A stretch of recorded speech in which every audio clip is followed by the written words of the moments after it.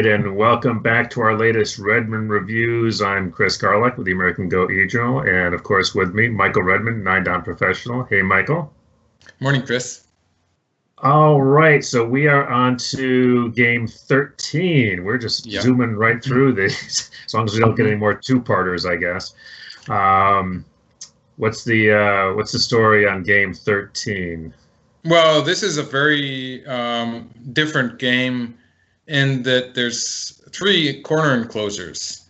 So black is sort of not playing a kakari, so that's different from what humans do now. It's because usually black plays more aggressively. And we have 3 large knight move enclosures. And so we're going to have a kind of a workout on how to deal with the large knight's move enclosure. Yeah. Okay. This is gonna be the large knight's move enclosure game. I like that when the title is easy to come up with. Okay, great. Yeah. All right, let's take it away. Okay, so we're having this, which is called the fighting komoku, or the fighting 3/4 points, and that's because it's when black and white are facing each other on the left side like this. And that's because I actually forgot to put the variation in, but it's because black will play here usually. And then maybe white will play something like this. There's, and with every move, there's several different choices that you have. So like there's all this stuff that will be happening on the left side. And just because both sides are playing kakaris and then there's going to be pincers, it's going to make a lot of fighting on the left side. So it can make a very exciting game on the left side. On the other hand, sometimes white tries to play a bit more slow-paced game with something like this. But again, we're going to see the upper right corner and the lower left corner. White has a choice of approach moves against one or the other. So, however black plays, it's going to be a relatively fighting game. And you can see that the black's going to be split into the upper right and something on the left side, and white's going to be split into maybe the upper side, and then there's the lower right. So, it's more likely that the groups are split into various parts of the board, which makes it it makes it less of a moyo game like you would have in the Sanrense or the Chinese opening. Sure. And a lot of small fights and small territories, so it's more complicated. Your favorite thing? Yeah, it is. Yeah, but AlphaGo does something very different by playing a shimari instead of playing that approach move. Wow. So that's those marks that I put in. Sometimes black will play an approach move at B2. And this sort of goes against the modern Go theory because with a komi, and it's 7.5 points in this game, but even with smaller komis, the general agreement is that black has to play more actively, more aggressively in the beginning, because black has an advantage when, for instance, in this position, black has 3 stones, while white has only 2 stones on the board. So the earlier the black starts a fight, the more pronounced this advantage of having the first move is. And like it's much less of an advantage when you have 101 black stones against 100 white stones. Like that's a point where the first move didn't make much of a difference after all. Sure. So black wants to start a fight early, and so that's the whole idea behind modern openings. And so this opening where black is taking 2 shimaris, this would be a good way to win the game back 300 years ago, when they had a great history of Go playing 300 years ago in Japan too. But at that time, that was what people did because there was no komi. So like this would be sort of, it would be the idea of all of the openings of that time. And for instance, the Shusaku opening, it's based on the idea that if black can start making shimaris, then black would be happy to give white shimaris too. So there's all of these 3/4 point openings are based on the idea that black wants to make a shimari. Wow, very cool. Have we seen this before? This looks really different. It's the first game in this series, so this is game 13. There's going to be a game 17 that has the same opening up to this point. Okay. And actually, I've made a variation for that because this is the game move for today. And this is the game move for game 17. And it's really interesting that it leads to a completely different. Let's just go into game 17 for a bit. This actually is game 17. And the stuff that's happening on the right side of the board looks like it could be a human game. It's a very human type sequence here, which I've seen a lot. It changes, just not to spoil game 17 for everyone. I'm going to stop here. You can't possibly spoil game 17, I guarantee it, but okay. Maybe you know, well, that's the game that ends with this huge ko, and they resign in the middle of it. Like, so it's going to be exciting towards the end too. But in this game, white played on this side. So this is already looking like an opening that is easy for white, or one would expect it to be easy for white because it's so calm and peaceful. And so you would think that the komi is going to be working well for white. Yeah. And so black approaches. And white plays in the middle of the... this seems to make sense. Like white could play here. Maybe white could play one to the left.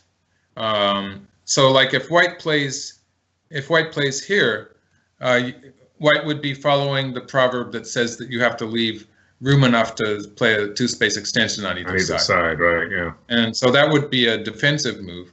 This is a bit more offensive, saying that if black plays, let's say if black plays something like this, white's going to do something like this to start attacking black. Sure. And so there's a more offensive, aggressive flavor to the move. Mm-hmm. And this is a point where we're having an unusual, like people were asking about the slide, this move, which it turns out to be the game move in this case. Uh-huh. And they were saying that AlphaGo never plays the slide. This is actually a very special position. Actually, I think there was another game, was it 11 or something, where black played a slide in the upper left corner. Yeah. It does need special circumstances to make it ready to play this slide. So I'm going to take a look at the attachment, which is the more normal AlphaGo move. And this is where white has a choice of pushing through or connecting. And I'm not even talking about the other moves white has at this point. AlphaGo, we're going to be talking about those later in game number 15. So I'll leave that for game. There's all sorts of previewing all kinds of games there. Right. Yeah. Well, I'm getting ahead of that. Yeah. Because even humans have a number of moves that they play after this.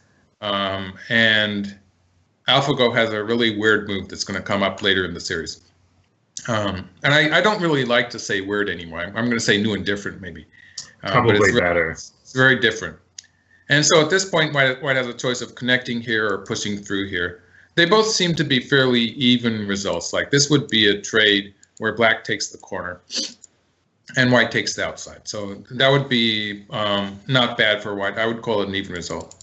And this would be white taking the corner.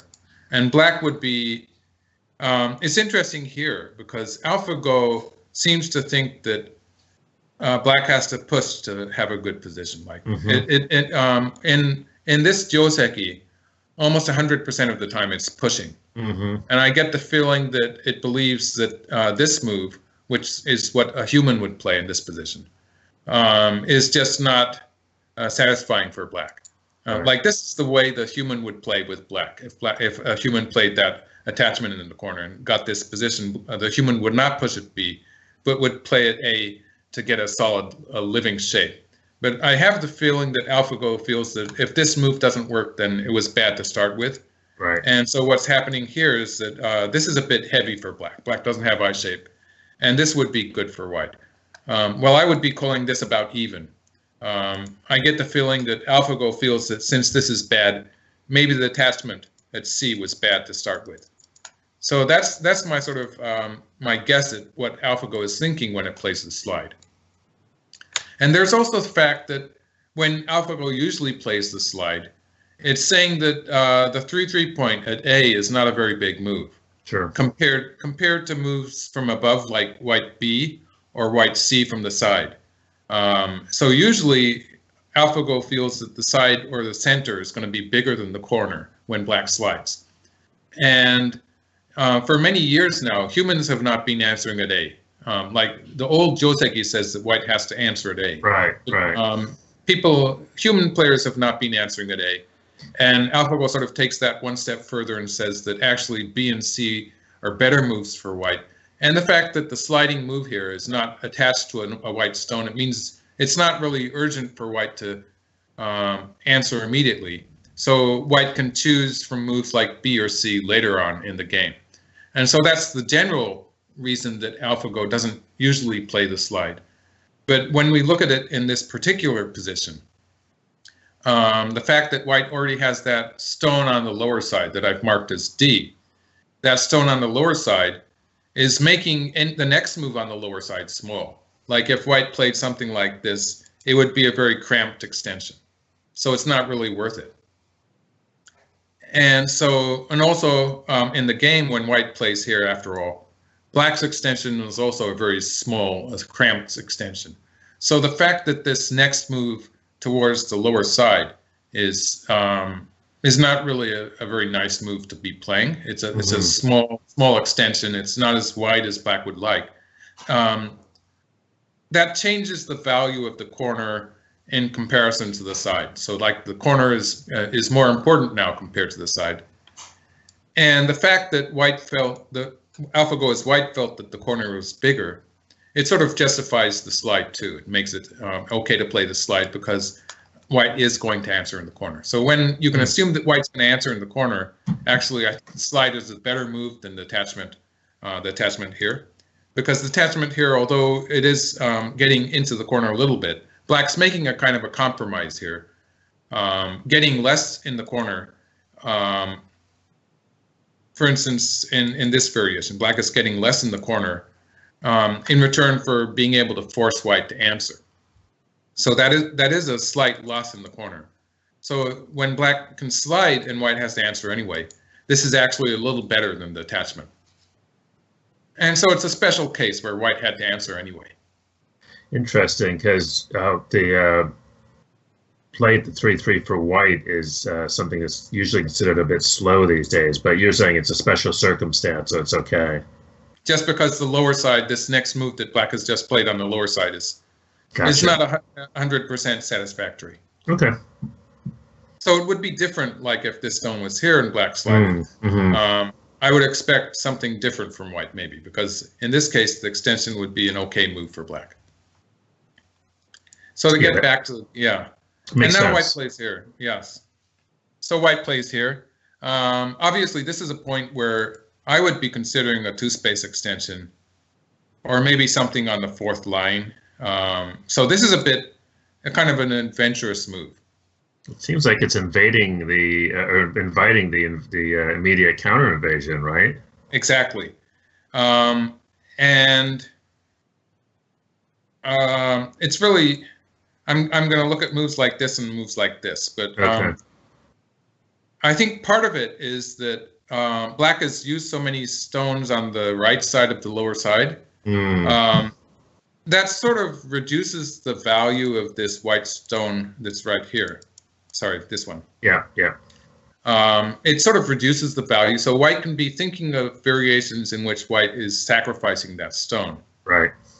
And that would be, for instance, this kind of variation. In which case, it depends on a ladder, though. So there's a ladder involved. If white plays here, then it's going to be a kind of a co-position. It's going to be white's going to take the one stone. This is actually something very similar to that is going to happen in the game. But this is a because although white can sort of crawl on the second line to make a life, it's usually a bit too painful. So white would like to have one co-thread in order to be able to cut at A, and then it would be good for white. So at this, yes. No, it's not too early. It's not too early for that. It's not going to work at this time in the game. Yeah. So white would go back and say maybe this move, and this would be, okay. This would be, for instance, there's two ways to get to this shape, but in either case, it involves a ladder.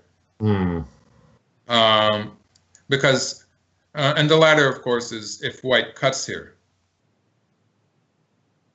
then it's going to be a ladder. Right. And so at this point, white doesn't have a satisfactory ladder breaking move. So if white plays on the top, then black's going to capture the corner. And so this is very good for white. And so this is one move the attachment here is one move that I was looking at. I mean this move, but it wasn't really working. So maybe this move, in which case black will answer, white will play here. Black can pull back at the 3-3 point or cover on the second line. It's similar. This is one way that white can play the two forcing moves at A and B to make a nice shape. Like if black continues here, white can play here. And white's starting to get eye shape. And we can see that the corner has shrunk a bit. And so white would be sort of planning to throw away that one stone on the side, right, making a shape. This might be what white plans to do. Or white could play away and start something completely different. But you'd have to ask AlphaGo for that point. It's on my long list. Yeah. So that's what I would do. That would be my idea to play this move and just make shape on the left part there. But this is a big issue that sort of bothers me. It is an overextension. So in a game, I would be worried about black invading here. But black didn't. Playing on the upper side, this is a nice point. Like this would leave room for black to play a two-space extension to the left. But since black does have that strong position on the right there, the shimari, the corner enclosure, it's okay for black to go one step further. And it denies white a good extension to the left of that. So I think that's a good move. As far as the upper side is concerned, I think it's a good move. And if we're looking at the upper side and the right side, they look very similar. But just because that upper left corner that white has is not 100% territory yet, it's sort of putting pressure on white there. And so white plays the peep. Now this is where white does something really neat and fancy to reduce the value of an invasion at A. Because white is trying to play a forcing move here. And it's really painful for black, for instance, just to connect underneath. So black wants to do something more active against this move. For instance, if black connects, then that would leave white shapes like this. And then white would still have that. White would then have shapes just to ignore the black moves. But white would have a lot of good moves to follow up. And of course, black would not be completely alive on the side also. So black wants to counter this with a push on one side or the other. And this is the game sequence. White pushes once, and black connects. And then usually you would expect white to play here. And black would crawl. So black would be alive in the corner. The problem with this for white is that white has not completely erased the threat of B. And in fact, by adding all these stones to it, this makes it impossible for white to sacrifice those stones. Right, I was just thinking that. Yeah, he can't sacrifice anymore. He's committed. So this is actually heavy. So it's not what AlphaGo did. AlphaGo actually played from the corner. Now this is sort of counterintuitive because white has started from the center and then plays in the corner. It doesn't really seem to make sense. But the idea is you could, white's sort of offering up those two stones there and as a sacrifice. And this point in the corner it's about 20 points, less than 20 points in territory.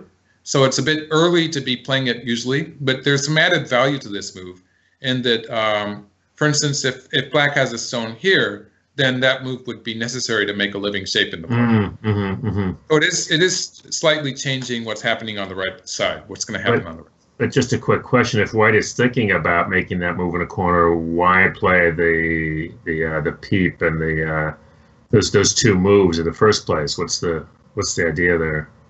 Well, you see, this gives black a lot more freedom. Like even if black does something like this. Okay. Now the problem on the left is much more urgent. I see. So it's a kind of a decoy that white is throwing off in the center of the board. A little bait. Yeah, it's a bait.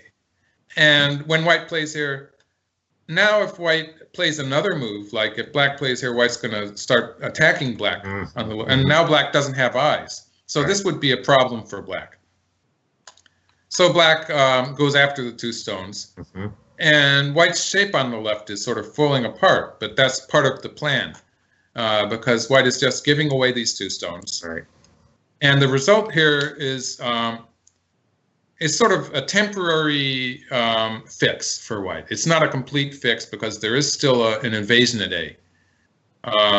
But the invasion at A is much less valuable than it was before, because now white can, for instance, if white actually plays away now. So if black plays the invasion here, at the very least, white can connect up on top. Mm-hmm. And so it's not going to be splitting white into two. It's at least white's going to be connecting up above black. And so actually when black does invade here, there's going to be a number of choices, like white could be starting something in the corner again. In any case, this little wall that white has on the right is going to make it much easier for white to handle this invasion. So at this point, it's a kind of a temporary fix for the lower side position. And those stones that I've labeled B are really terrible. Like they're sort of wasted now. And I wouldn't expect white ever to save those two stones. But white has gotten something back in the corner. So that part of it is sort of evened out. And white got some bonus in the fact that white doesn't have to worry so much about the invasion at A anymore. Right. So it's a very efficient way to save that without actually using a move. And white invades the upper side. So at this point, a move on the upper side like this would be too cramped on the left. It would be a fairly big move, but it's not really so appetizing. So white plays the invasion, and black plays for move of, and black starts attacking this white group on the upper side. And now white plays here. So white's getting it's really white's sort of playing everything. Yeah, it's just play everywhere. Fine. Yeah. And so let's see what. Okay. Now in the upper right corner, I'm going to be showing you some variations for the Shimari, because in the lower corner, yeah, that's what I was marking it up for. In the lower left corner, I was looking at moves like B and C for white, and we did some variations there, right? Right. That come after white's. Now in the upper right corner, it's going to be different, because those are not necessarily the moves that white is looking at. So the problem is, like, this is the game move, and obviously if black's going to play there for white, this is probably a good exchange for white. White's gained a little bit. Just that if white plays at A later, then it's going to be a very nice territory there on the right side. So this was a kind of a very defensive move for black. So the question I have is, what if black starts to attack white on the upper side? I was just looking. I assume that doesn't work, but it seems it takes away white's. It closes the door. It closes the door. It would be very difficult, a bit painful for white to, like, white could do stuff like this and maybe get out, but it would be a bit painful. I assume those are more bait, right? They're more bait. White's probably going to play here. Right. And this is sort of, I wanted to do this variation anyway. Like this would be just, it would be something that would happen in this one game maybe. And this would be a completely different fight. But this is something that is more general, and that this tesuji can be used in combination with this stone a lot. It works very well with this stone here when attacking that Shimari corner enclosure. So this is something that's actually worth taking note of. And so usually black will play a hane on top. Although in this case, maybe black will play here just to finish off the stones. So I'll look at both of those variations. When black plays a hane on top, white will extend. White actually has a choice of extending, which works in this case. But there's also the tesuji of playing a hane underneath, which also sometimes works. But let's just look at the extension here. And this is making a miai, sort of a pushing through at the star point and connecting underneath on the upper side. So if black plays, let's see, which one shall I do first? If black plays the connection, white can just play this hane sugi. This gets a bit complicated in the corner. This is a tenacious move. Wow. Black's sort of hoping dangerous. Black's hoping for a ko in the corner. Yeah. White the placement avoids the ko. And then black can play a placement here. So this is really very well played for black, but it's going to be a seki. And it turns out even this seki is going to be good for white, because white's getting a very good position on the right side. Of course, all the corner territory has disappeared, and there's still that attachment at A. So it's just a lot of good.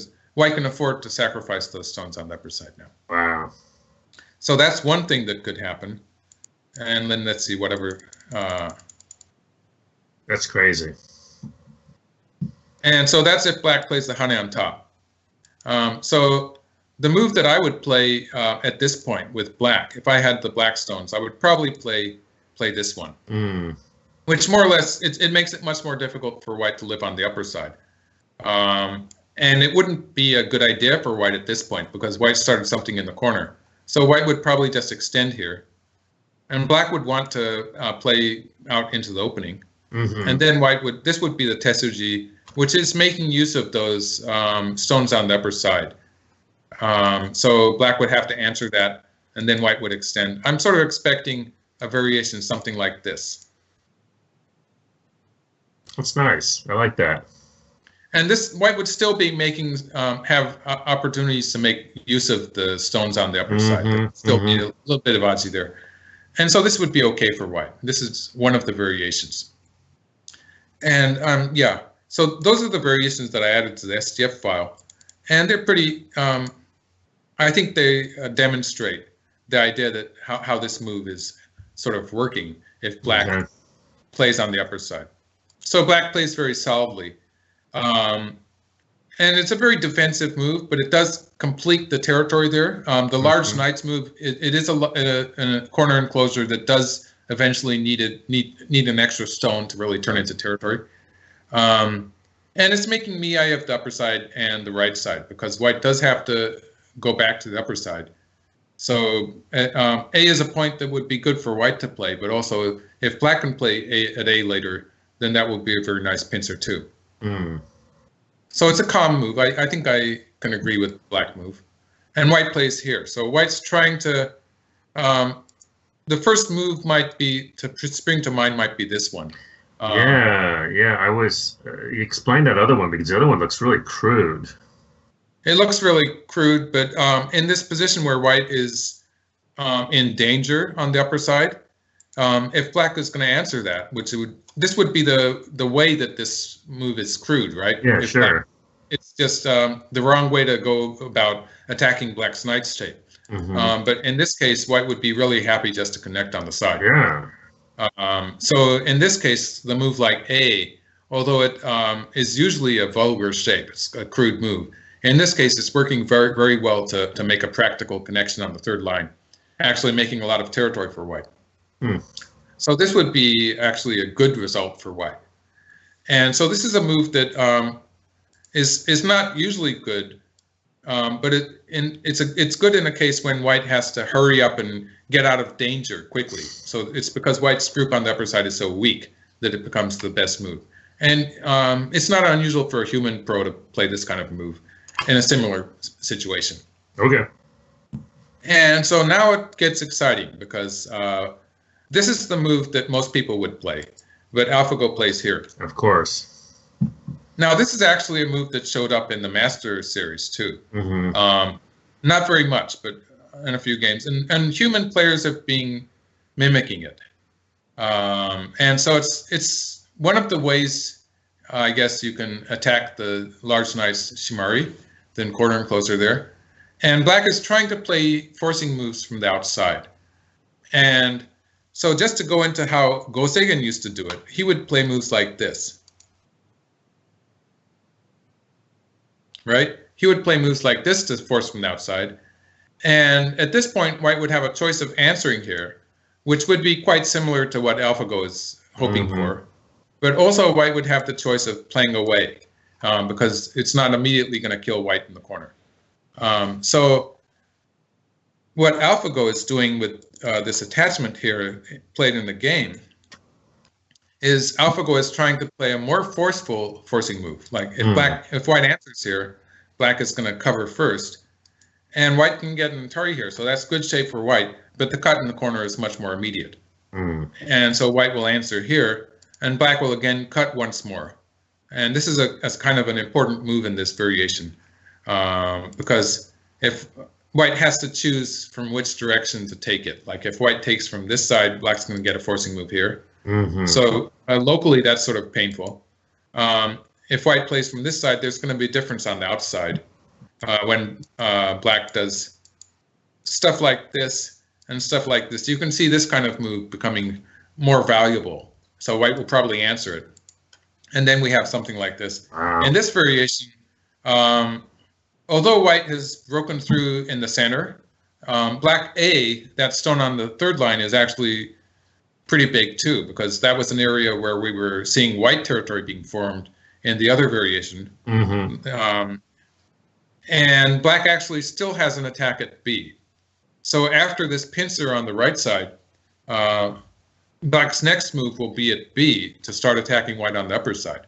So black has a potential double attack, a splitting attack forming here, which of course white is going to try to stop with the next move, but white's going to be a bit busy with that weak group on in the upper right also. So it's a position where black has potential to attack.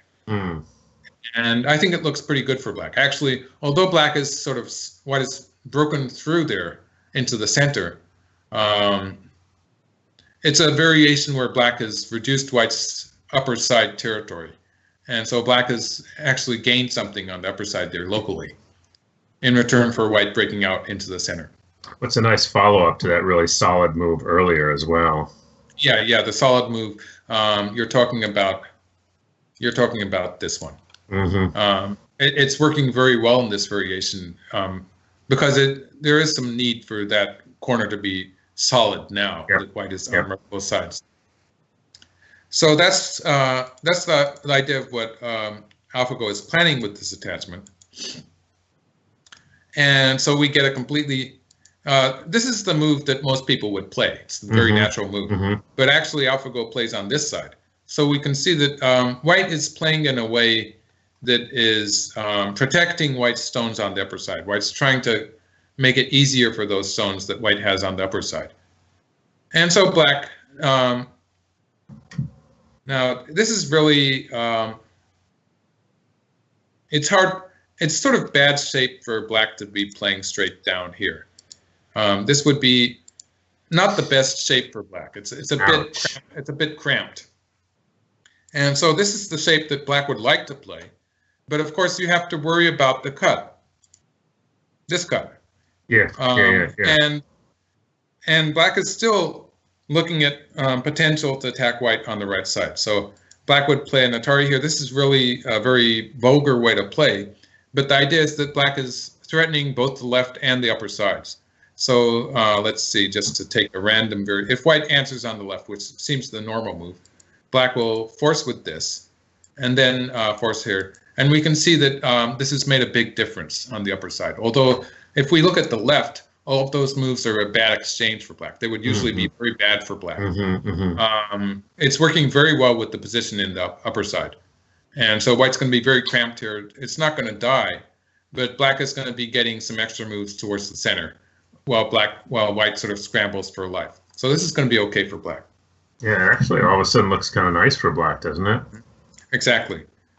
And so to come back to this point, white's other choice is to play on this side to surround the upper side. But then, of course, black gets to break through here. And there's still some maji there. Like white probably has to add a stone to the upper side, and black's going to play on the left side. Black still has a forcing cut at A. If black cuts at A, white will have to eventually answer that in the corner. So there's still some maji for black to cut at A and cut at B then, to make a kind of a squeeze from the outside.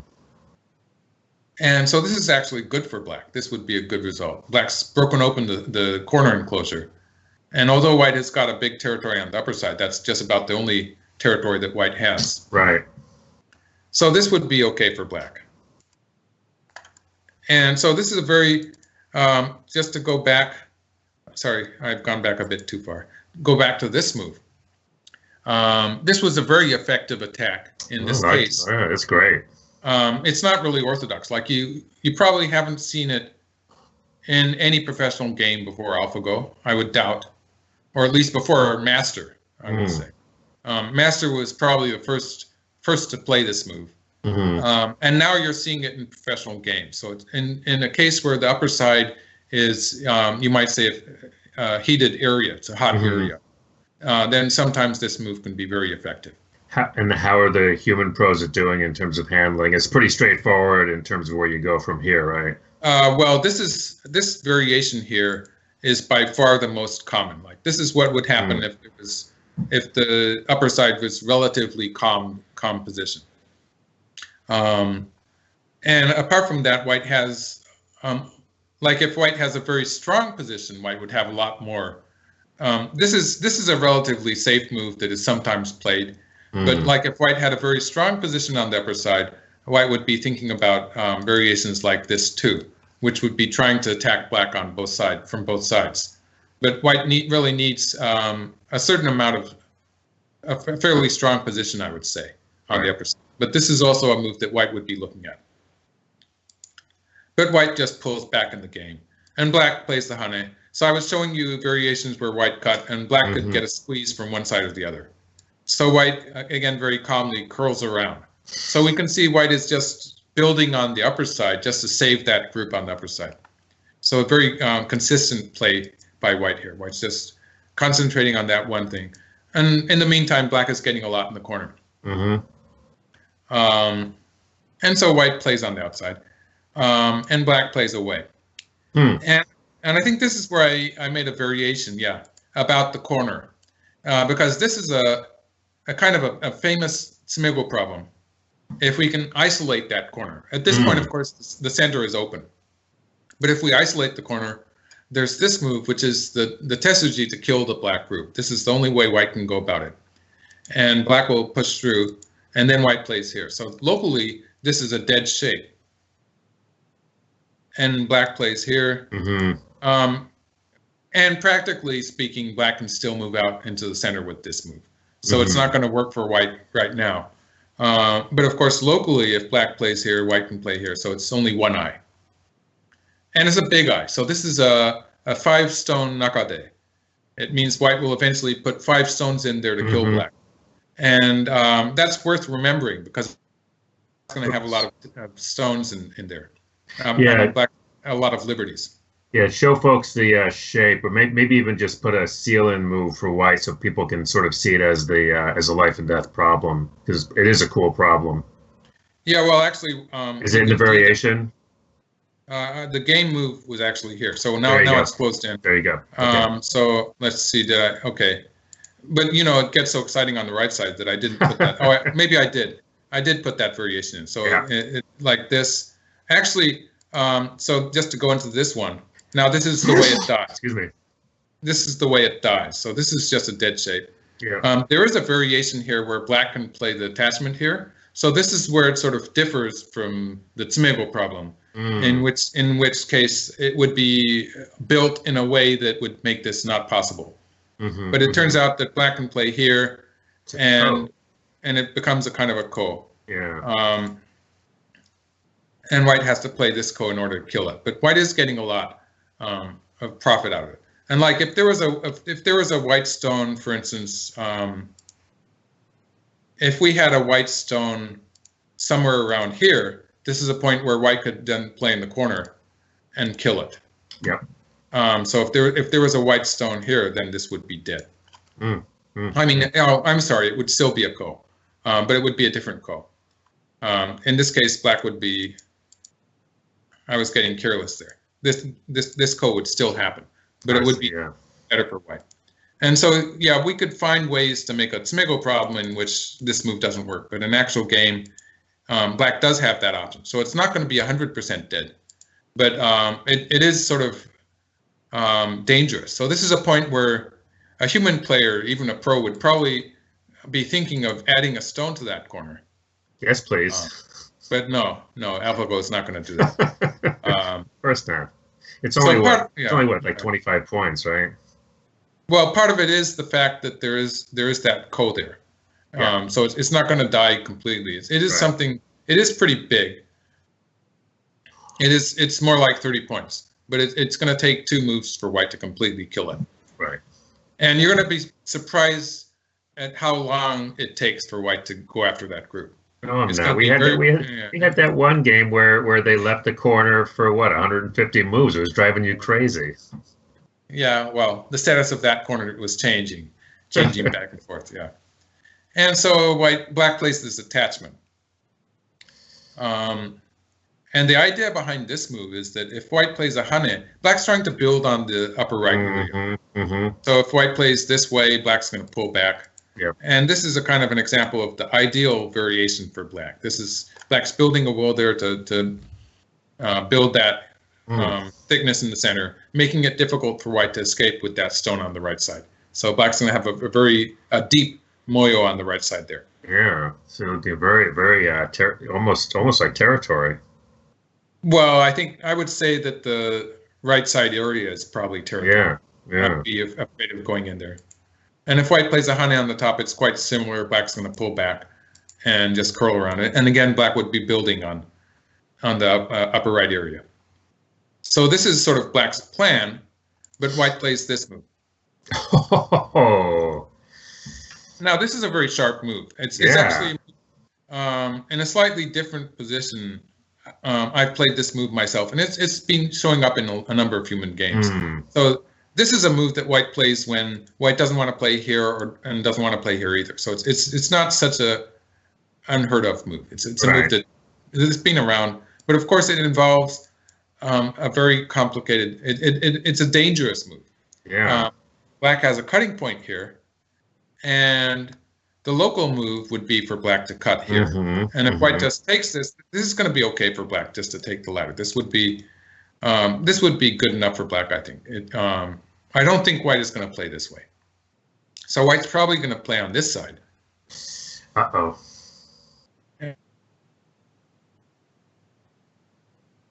Through all the way. And white can capture. White's going to throw away the corner. White's going to sacrifice the corner. And now that the sort of the tables are turned on the right side, and now white is attacking black. Like this black stone is going to have trouble escaping, actually. And so, although black can escape, white's going to get some territory on the right side. So I'm going to say that this is okay for white. Okay. And so this is probably the plan that white had.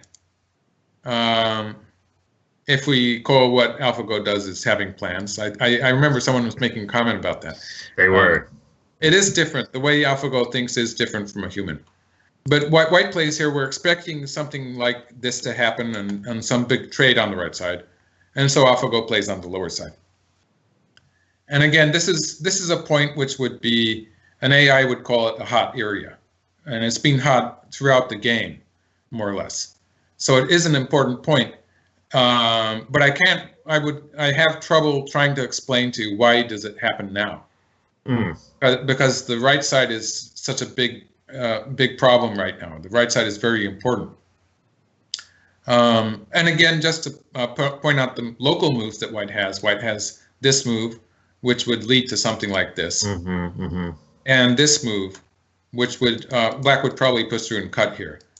And this is a bit troublesome because at any point black can play at A and save the stones, and the position in the center is not settled.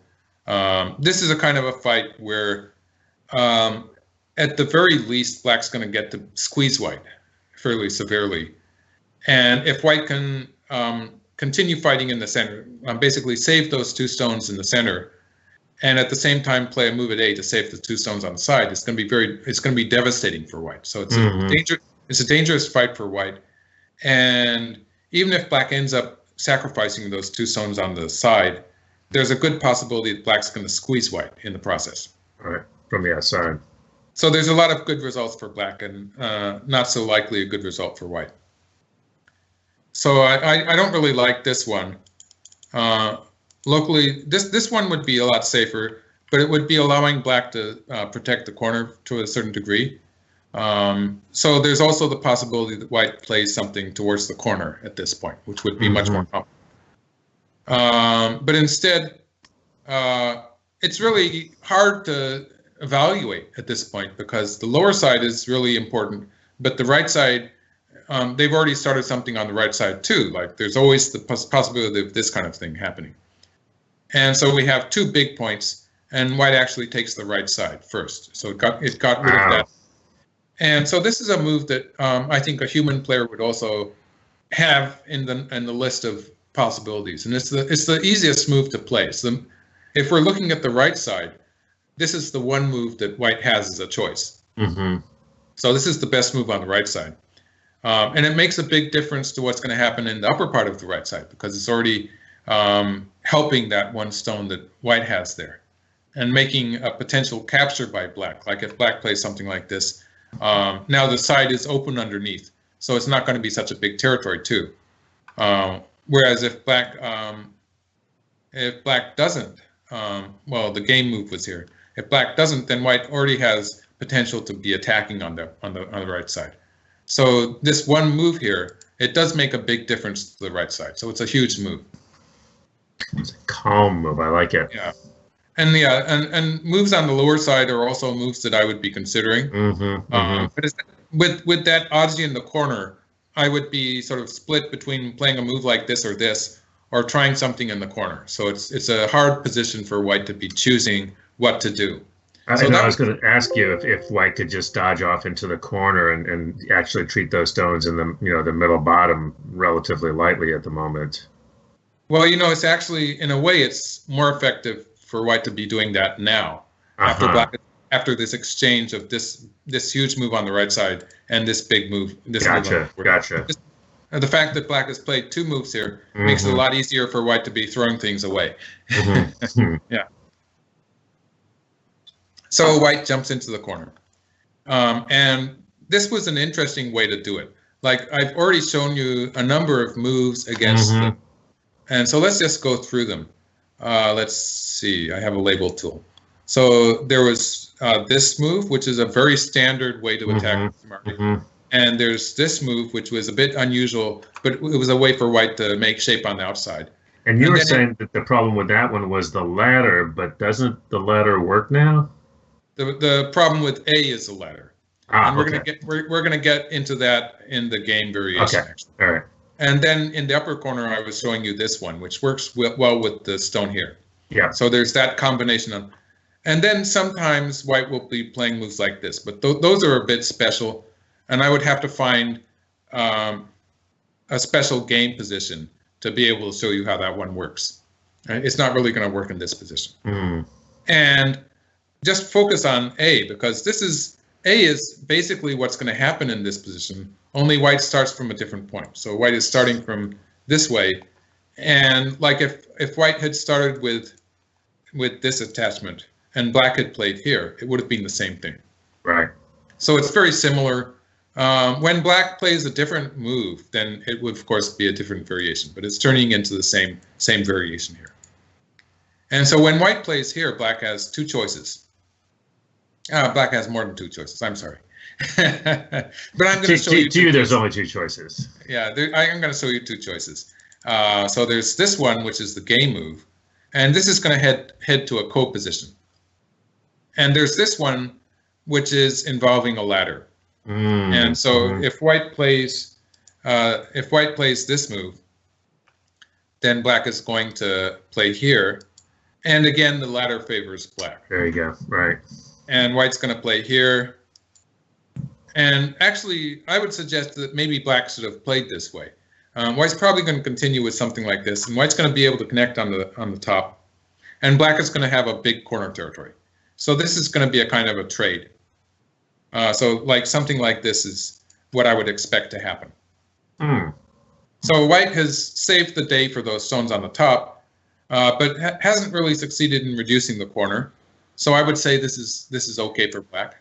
But yeah, this seems like better than okay for black. Yeah, I like it for black. So something like this is one way black can play. Otherwise, if white plays here, this might be what white's going to do. But it's not really that great a squeeze. Like white can force this far, but then that sort of uses up all of white's forcing moves. And if we assume something like this, then white's going to be losing those three stones on the side. Ouch, ouch, ouch, ouch. So black's getting territory on both sides. So that's too big, that's a right? Question.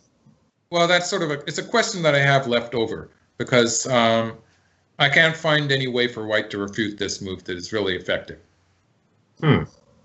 So I would play here with black, and maybe something close to this variation is what's going to happen.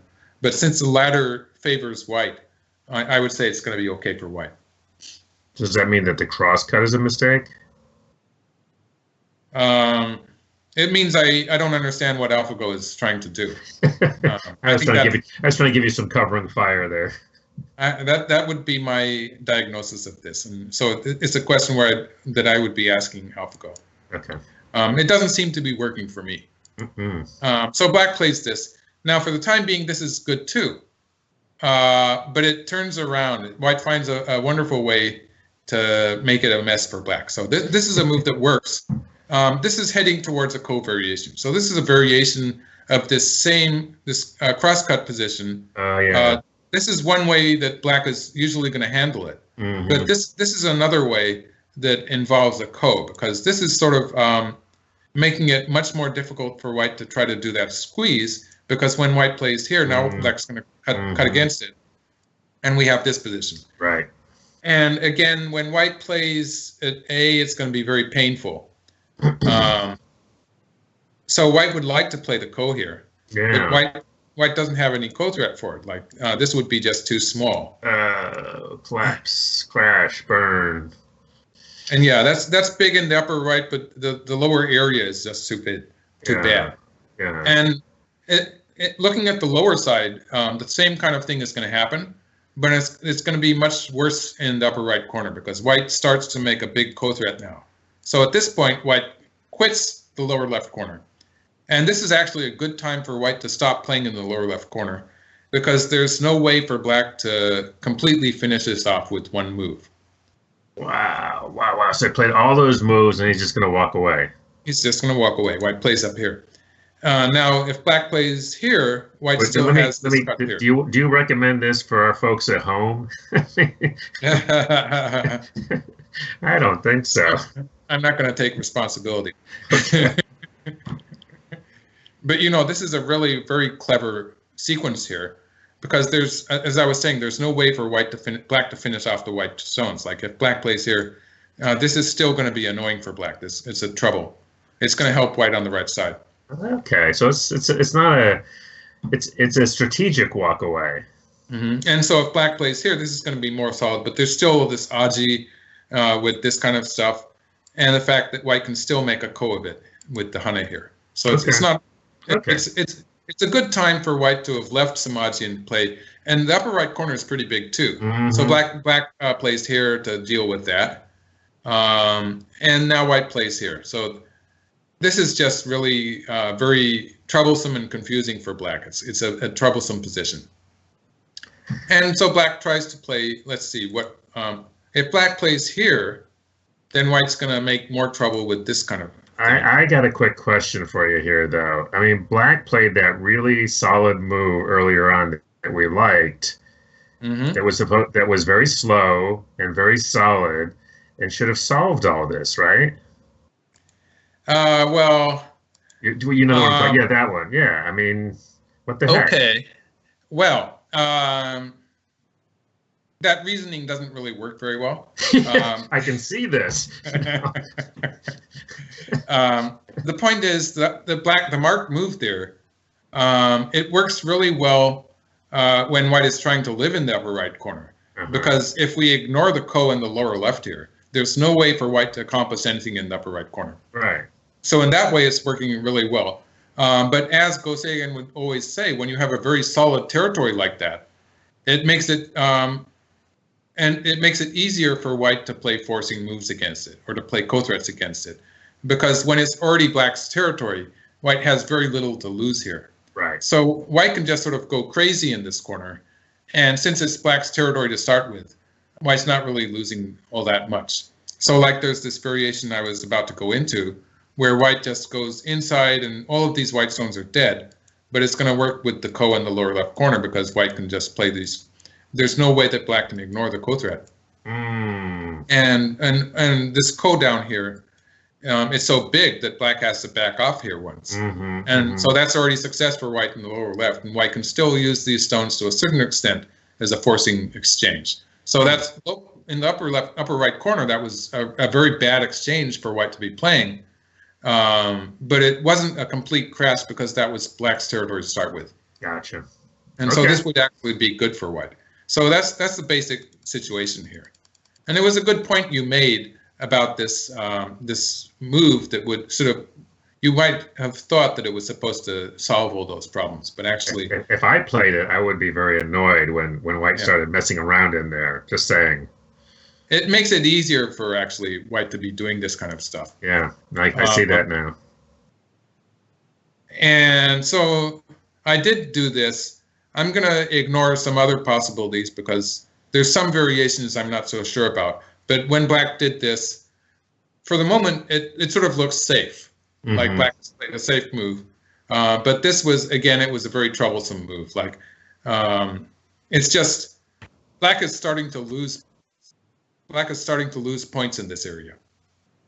So it's really bad. And so black connects in the corner. White pushes through. And again, we can see it's getting a bit hairy here. Black pushes through here. And the result here is that white has achieved white's goal at this point. White now has a big co-threat. So at some point, maybe black went wrong. So I would be looking at, for instance, at this point, moves like, but it's really hard to say for sure because black is losing a bit here. But I would be looking at moves like this, for instance, which would actually lower the size of white's co-threat in the lower left. And the problem is, of course, that when white doesn't have a good co-threat in the lower left, white's going to be doing stuff like this to continue. And white is gaining, gradually gaining in the upper side. White's gaining some territory. And white, if black plays here, then white has this great co-threat here, which white's going to use in combination with the co in the lower left. And so there's a lot of things that black has to worry about. So black would be sort of compromising, and stuff like this would happen, and white would have various things. And in this case, the fight in the upper right area would continue for a while, and white would be just looking for chances to use the co-threat, some co-threat in the co for the lower left. So the lower left area would be left behind for a while, and we would have this half-dead white group in the lower left and this half-dead black group in the upper left. And it would be very confusing.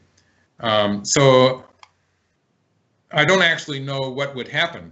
But for instance, this would be a point where maybe black should have taken a different course, but it would be a very hard game for me to evaluate in any case. So to a certain degree, white's already succeeding in this strategy. No, and I just wanted you to show folks, even in this, show people where black is losing points in this variation. I think it's up on the upper side, yeah. Well, yeah, like white can, at some point, white can play here. Right. And that would make a big territory. Also, white has the cut here, which would start chiseling away.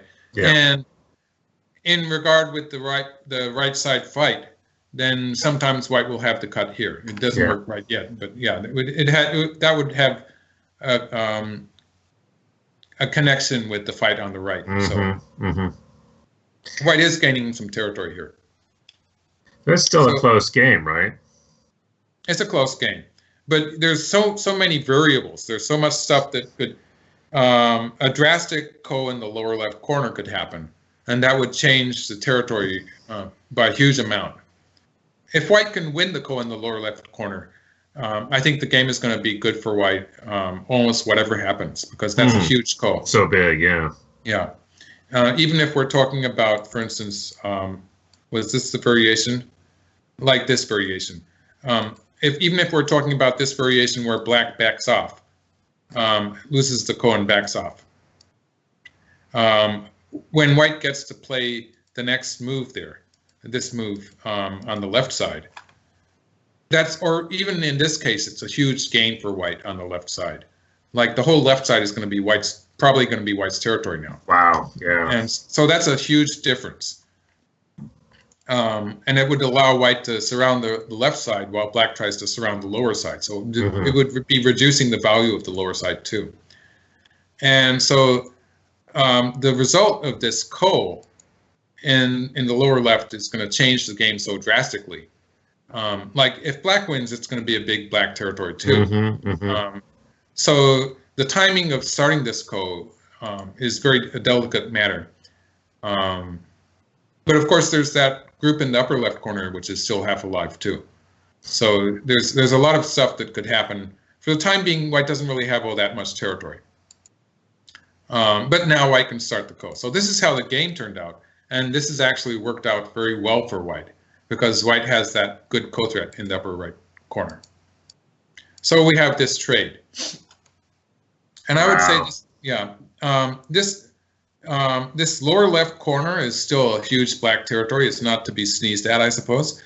And of course, there's the added value that the lower side is going to be big now if black plays another move.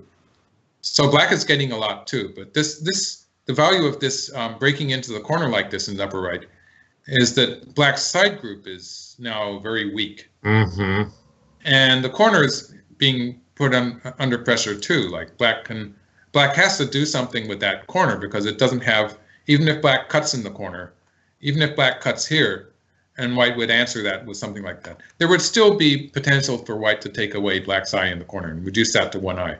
So just a quick question here. I mean, you can make a survey, you can count, what's the left-hand corner, bottom left-hand corner worth, and if black gets to capture the 3 stones, what's that's worth? That's sort of more or less countable. But the upper side looks really difficult to count, because you've got that black group that's going to be attacked. I assume probably won't die, but there'll be back profit on there, which I assume will come on the right side. So it seems like it's very hard to count at this point, right? It's very hard to count. Well, for the time being, black can't afford to die in the upper right corner. So black's going to be forced to play some moves there, and white's going to have the offensive on the upper side. And it's kind of both sides have this potential territory on the upper side for white and on the lower side for black. And if black runs away with that group on the upper side, white's going to be able to chase it in a way that saves white on the lower side. I see. And if black captures the lower side, white will have the opportunity to capture the upper side. Gotcha. And that's not exactly how it turned out, but that's the general situation here. So black goes after this stone on the right side. And again, white pushes. This is it's really good for white to push through and cut to make it a kind of a semi-like position. The two white stones are dead at this point. But like if white plays here, let's make a variation. If white plays here, black can win the semi with this move. Sure. So this would be bad for white, because there would still be a cut in the corner. It wouldn't be a very effective move against the upper side black stones. So instead, white plays here. A very tenacious move, and we can see this. Wow.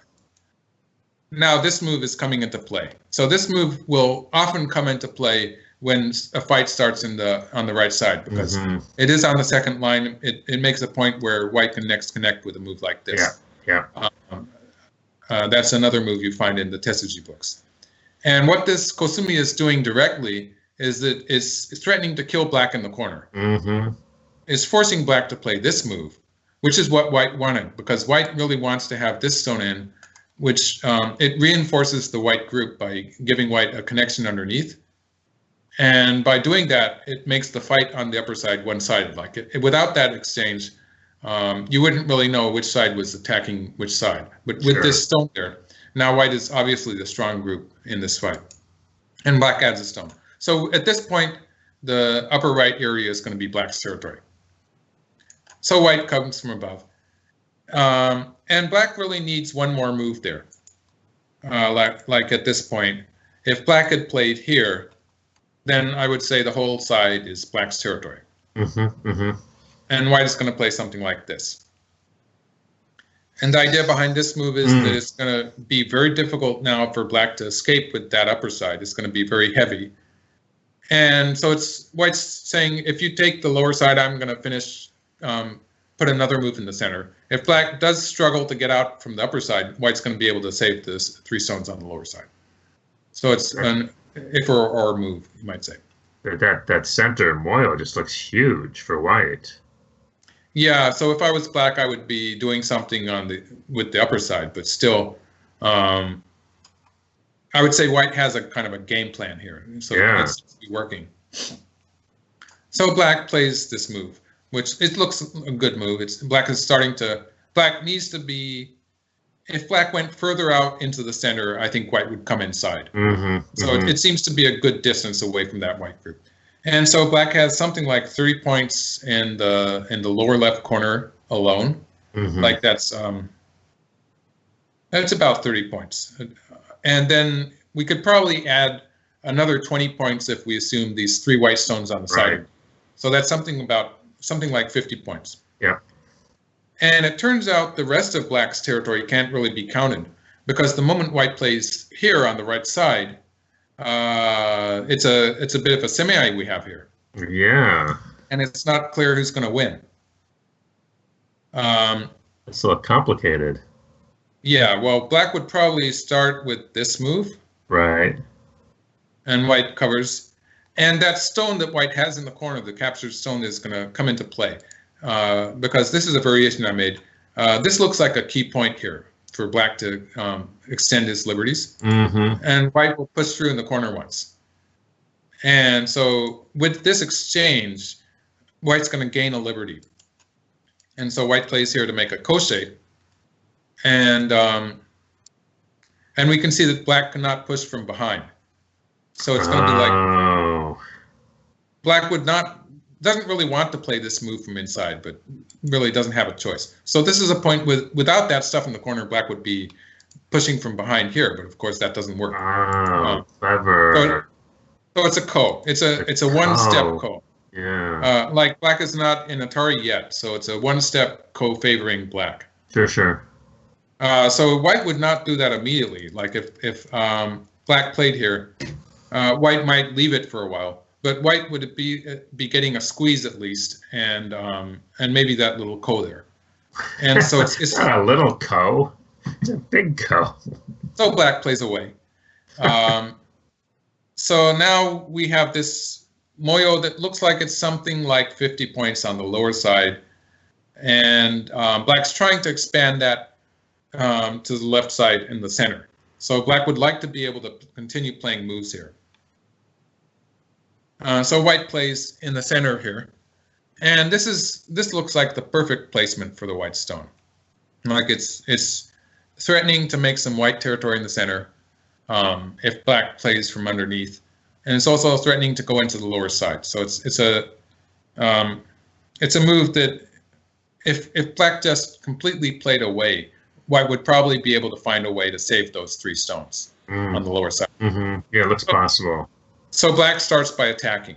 So when black plays the capping move here, white kicked here. And so this is, white's not really escaping immediately, but I would say when black plays on the outside here, white can probably make some trouble inside. Like I've made this variation where at this point, the marked stone here that white has on the side is sort of coming into play. So white has some forcing moves from that stone. And in this position, I would say that white's going to live. Like there's still some openings on the outside, and white is starting to get some eye shape here. So this would be I would say that this is a shape where white's going to be okay. Okay. So this is what black was worried about, and black just played underneath to save the territory. And then at this point, I've marked white A. This invasion at A, as far as reducing the black territory, succeeded. But also black is reducing white's upper side area. Black hasn't actually saved that black group on the upper side yet, but black's getting closer to doing that. And so there's a lot of variables that we don't know about. This move sort of settles one of them. This captures the black group on the right side. Like right. If black had played first, I was talking about a ko that was advantageous for black. But when white plays here, now white just wins, captures 4 stones. It's just 4 stones. Because of the throw-in. Right. It's a snapback sort of shape. And so black plays here. This is it's a bit loose still, but it's saving the black group on the upper side. And so that's a big move. And so white goes after the corner finally. So this is There it is. Yeah, it's still troublesome. I would say white sort of has a forcing move here, sort of. So maybe Right. With white, I would be worried about the semi, but I guess black decided it just wasn't worth it. And there's also the idea of this code that I was showing earlier. Yeah. Well, this code would be losing a lot. When black loses this code, the whole left side area is going to be sort of wasted. And so maybe it's not worth it. White does have co-threats. I've marked B. The white has co-threats at B. And it's going to be hard for black to find good co-threats. So I think it's reasonable that black sort of offered white that group. It just throwing them away. This Kosumi that black plays on the left side, it is a big move. It's worth almost 20 points itself. Yeah, so it's huge. This is a case where I think it's okay for black to sacrifice that group. That's an important concept too, because I think a lot of people will be tempted just to save the group at any cost. But yeah, so now we have something that looks like both players are making some territories, and so white has something like 35 points in the upper left area, and something like 30 points on the right side too. And then some extra like that. Those stones in the upper side are still weak a little bit. And so white has over 60 points and some potential in the center. And black has something like 50 points on the lower side, and then some territory on the left. So it looks like it could become fairly close. But I think actually just from seeing what happened from now on, I think actually white has a lead at this point. So black chases white in the center, but white, it's more of a defensive move. It's more black's reinforcing the connection to black's upper side. So white plays away. This is the test strategy that white would use to kill the corner, but in this case, it's not going to work locally. It's just going to force black to play these forcing moves. So white was sort of fixing the shape on the side here, because at this point, these moves that black is playing are threatening to save black's to win the semi. So white has to answer that, and now black's alive. So it was. White was just playing a forcing sequence to make a stronger position on the right side. It probably has something to do with how white's center group seems to be in a bit of danger, but it's actually okay. So with this sequence, black is completing the connection to the upper side. So now black's completely alive. And white plays here to save the upper side. So there was some bad Aji now. After black cut here, there was some bad Aji on the upper side with a black movement here, for instance. So white plays here to get rid of that. And this is a forcing move. It's threatening black in the center. And so black plays some forcing moves and then answers here. Now black is getting rid of the cut at A, but at the same time, black is filling a liberty of white stones. And I was confused a bit by this because it wasn't really clear exactly what black is trying to do with the upper side. And so I had to dig into that. That was really exciting. So white plays a few forcing moves here, and this is threatening the cut. Sure. And black answers. So this Kosumi black played, this is a forcing move at any time. So like if white had played the cut here, let's just make another variation. If white had played the cut here, then black would be using that Kosumi, this forcing move here, to sort of close white in. So this is the reason that that's not going to really work for white. Nice. Black might actually be starting with this move. This would make it a lot simpler. This would capture the white stones. So white just jumps, and so this was forcing at any time. But it doesn't. Black's not going to be able to capture that white group in the center, and we'll see that sort of play out later in the game. And so white plays here. And so what's this move? I admit I was sort of surprised to see white putting a stone inside that territory. Yeah, it's a white territory. Yeah, but that has to do with black filling the liberty there. Let's see if I can find the move. Black filling the liberty here. This move here. There's actually some danger for white. Oh, there's sort of threatening to pull it out and then cutting off the tail.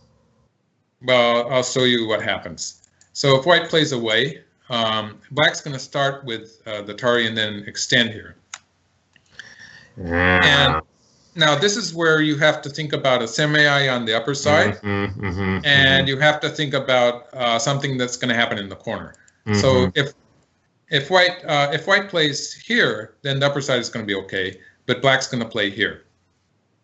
And now if white plays this side, then it's simple. The wedge, yes, that's very cool. So this is what would happen if this happened in an actual game. White would probably have to give up these 2 stones. So this would be the game. What would happen in an actual game? Because if white answers this way, this is the more stubborn move, saying white's not going to give up anything. But this is just going to be a collapse for white when black does. And we can see black's going to break out. So this would be bad. It would be terrible. So when black extends at B here, so all of this is interconnected. So white plays here. So locally, this is a good move. And this looks like white's solved the problem. Because if black, if black plays something like this, white can just squeeze like this. And squeeze whatever way. It's just going to be a squeeze that white captures the black stones. Nice. Yep. See it. So it looks like it's no problem for white, but black starts in the corner. And this is where I'm going to be talking about the 5-stone nakade. Yeah. Because that's what happens when white plays here. So white has a choice between this move and this. This move is actually better at filling black's liberties in the corner. But if white plays the 5-stone nakade variation, then we have this happen. And the 5-stone nakade is that shape in the corner, and white's going to eventually have to put those stones there. At this point, it's a shape as if we imagine that these 2 white stones are not on the board. That's the 5-stone shape that black has there. So it's as if black has captured 5 stones and white has come in after that to kill the black group. And the 5-stone nakade has 8 liberties. So with these 2 white stones in there, there's 6 liberties left. And it should be pretty obvious that white doesn't have 6 liberties on the outside. Nope. White can try to get out, but it's not really going to work. White's sort of caught in the net there. It could be a kind of a coal-like position, but we're going to see if black gets a stone at this point, then the upper side is going to start to fall apart too. So this is just bad for white. And so, so much for the 5-stone nakade. So white plays here. Now this is good because it reduces black's liberties. We can see that black now, if black plays something like, let's just add another variation. If black plays something like this is going to be a much more cramped shape for black. And black has something like 2 or 3 liberties now. So it's a completely different story. Yeah. But in this case, black starts the semi on this side. Locally, this is just not going to work when white plays here. White's going to win the semi. But black can play stuff like this and stuff like this. And this is a very troublesome move. Now, this is just a huge headache for white. I got a headache. If white plays this way, then black's going to play here. Threatening to live in the corner, white takes the 1 stone. Now black's going to win the semi. Yeah. Actually, I was wrong. White gets to live, but black gets to capture the center now. Okay. That works either way. Yeah. So going back to this point, what's annoying about it is that white wants to push through here. Absolutely. But then now black can play through here and cut, and this is going to be a forcing move. Ow. And so this happened. This is another disaster for white, obviously. That left side is turning into a black territory. So there's all this stuff that can happen in the white territory that was not really very obvious, but it's all starting with this position where black has filled a liberty here to make trouble in the white territory. So white adds a stone. Yeah, finish it. And so that's finishing off the upper left corner, and there's so much territory, it's sort of difficult to sort of spell it out. But I think white has a small lead at this point. And I think if they had played it, to continue the end game, it would have been a very close game. So I would have been, with black, I would be comfortable to try to make it a close game. I think white would have won by a small margin, though. So black starts to attack white in the center. And this is going to be counterproductive, but one gets the feeling that AlphaGo is black has decided that a close game is not going to be good enough at this point. So This is where black sort of goes for the crash. And white answers. And this is a really clever move, which combines the possibility of making an eye there with the possibility of connecting with Sente and cutting black on the outside. So black plays here, white plays here. If black plays on the outside, well, that's the game move. So if black plays on the inside, then white will not have an eye, but we can see that white is connected with Sente. And so this way, white's going to be counterattacking on the outside. And there's no way for black to kill that white stone at B.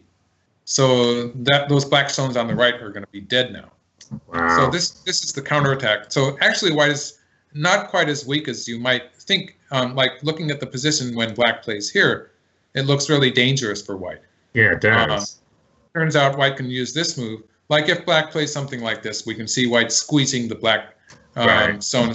Make an eye there with Sente. And again, this would still be threatening black on the right side. So white would be able to, and white has the makings of an eye on the left side of the center too.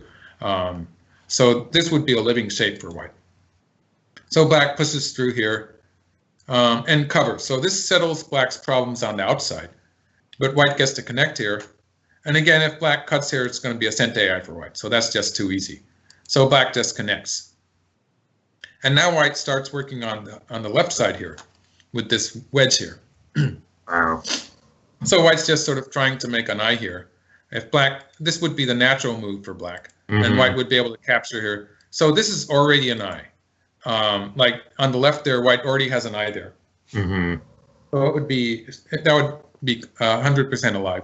And we can see white's gaining points because now the lower side is not territory. Black has to put another stone there to make it cut off those 3 stones. So black is potentially losing points on the lower side. Sure. And so at the very least, white's going to get an extra stone to play on the left side. So that would give white a slightly bigger win than before. So black pushes through, but still black has so much weakness on the outside now that black's not going to be able to go ahead and try to kill white. So black plays some forcing moves here. Okay. And yeah, so this is just sort of, I get the feeling that black is sort of flailing around at this point. Yeah. And then black connects. So this is the move that black played to try to fix black's position in the center, to stop white from breaking through. But white still has a lot of stuff to look at. Like white still has this move. So this is sort of the last straw when white cuts here and plays the Atari. Because if black answers this way, white's going to be able to push through and cut here. Yes, yes.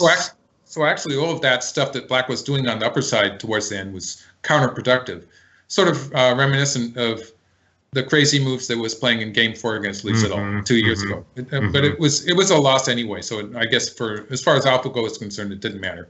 Right. But we can see white's got a Sente eye here, and also has an eye on the left. So white is sort of eyes all over the place now.